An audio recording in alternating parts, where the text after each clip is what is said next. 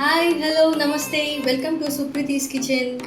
ఇవాళ మనం చేసుకోబోయే రెసిపీ కటిక పెసరపప్పు పచ్చడి.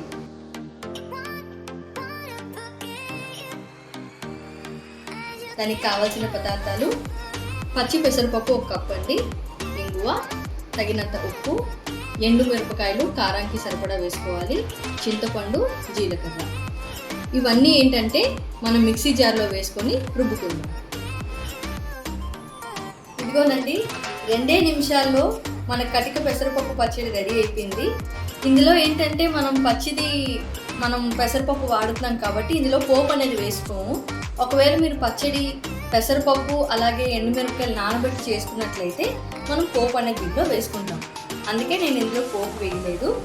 మీకు ఇష్టమైతే కనుక ఇందులో సన్నగా ఉల్లి చెక్కు తరుక్కొని ఈ పచ్చడిలో కలిపి అన్నంలో కలుపుకుంటే చాలా రుచిగా ఉంటుంది.